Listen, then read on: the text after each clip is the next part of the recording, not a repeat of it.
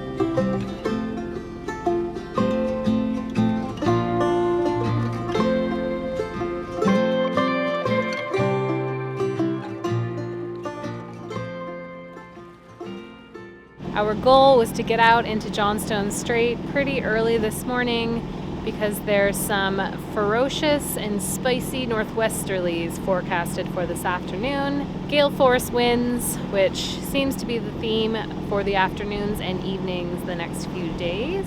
Haven't really been able to see much in front of our boat for most of the morning. It's felt quite eerie motoring through the fog all morning, but it's really cool because you think that you're all alone, and then all of a sudden a boat pops out, and then another one, and then another one, and it seems that everybody's heading in the opposite direction to us, which is south, and we're heading north. We've been trying to keep in sight of the land, but you find yourself having to keep winding in and out, and that gets a little funny with the current sometimes as well. The right place to be is hanging out close to shore where you can see the shoreline and stay out of the shipping lanes. Now that we're here in the Broughtons, we can expect fog, I think, probably every day. And yeah, it's just been a really beautiful morning here on the boat.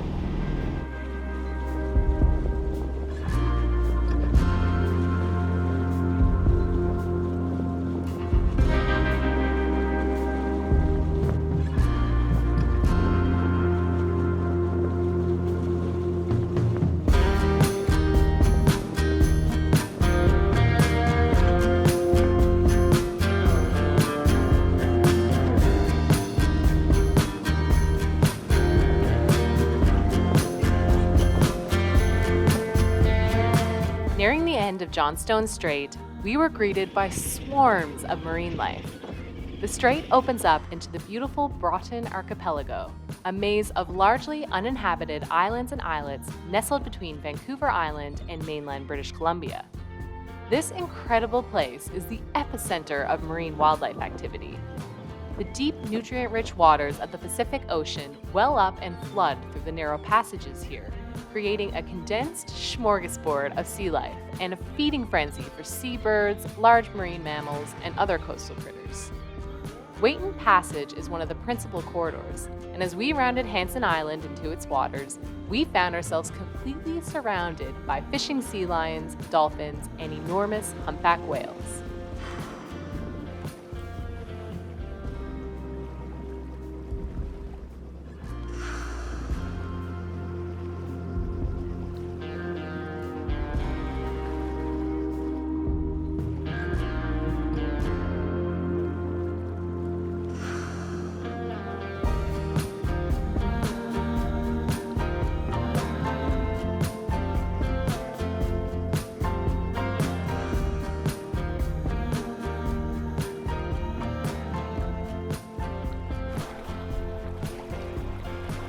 Entering Cormorant Channel, we felt the gusts of the afternoon northwesterly starting to funnel down the Queen Charlotte Strait. So we happily seized the opportunity to shut down our tractor engine and unfurl Uinta's sails.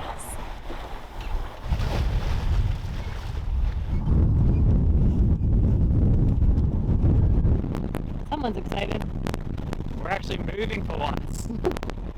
She sails much nicer than she motors.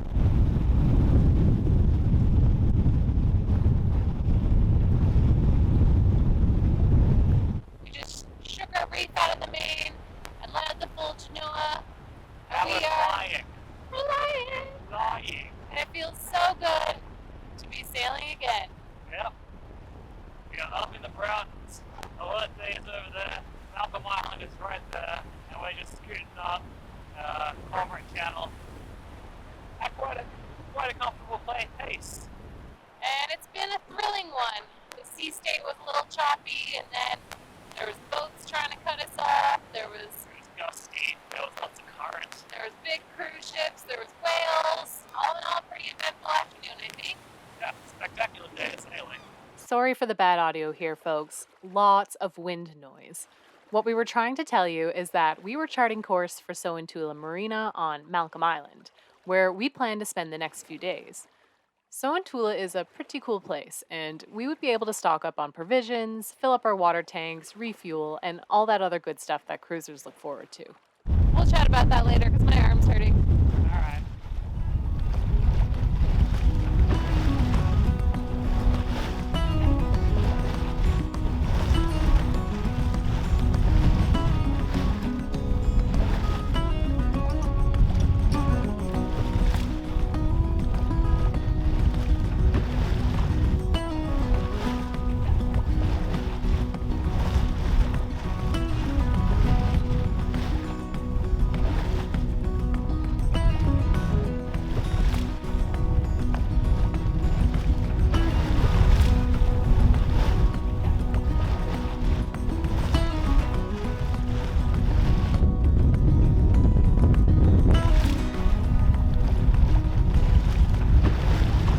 Just hit 6.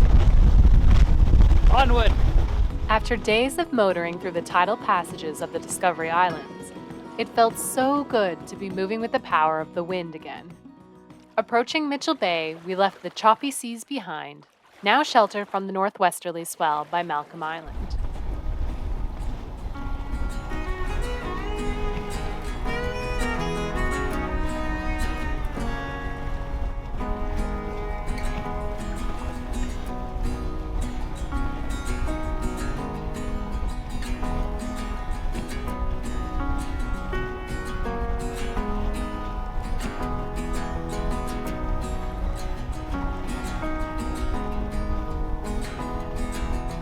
Arriving here in the Broughtons feels like coming home.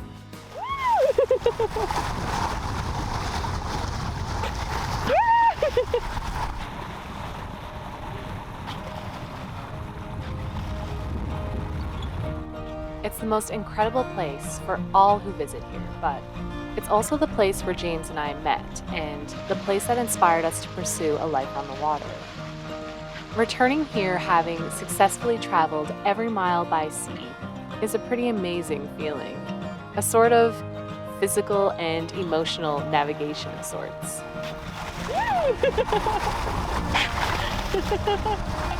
And wow, what a warm welcome. This is the first time we've had dolphins ride our bow.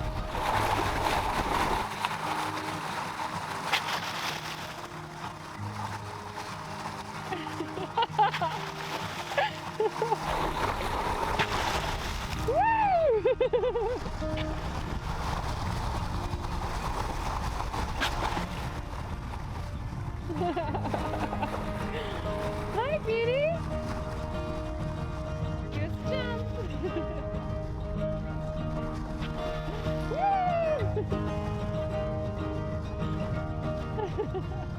With the end of summer on the wind, we're going to stick around this place for the next little while. It's a sweet and fitting place for us to overwinter before we continue the journey north. We have a few boat projects to sort out, but more on that later. We still have a few weeks of cruising left before the cold, wet, rainy autumn season sets in. We just installed a diesel heater so we can actually keep warm and dry on the boat. That means we can extend our sailing season, so that's really exciting. And we already have a few interesting stories to share of our time here, so you're gonna wanna stay tuned for those. We are approaching Mackenzie Sound now, and the view of the mountains are spectacular.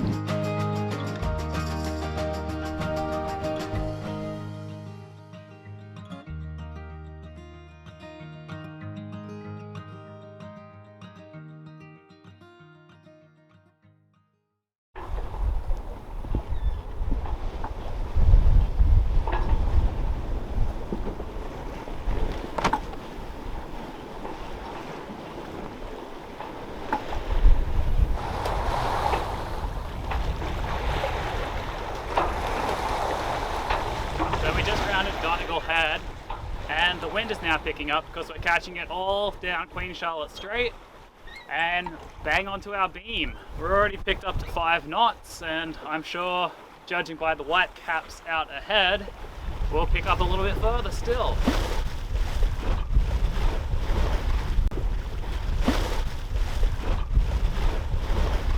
Feel very overwhelming in the moment. It escalates and makes situations worse. Next time, and how we would do things differently next time so that things run more smoothly.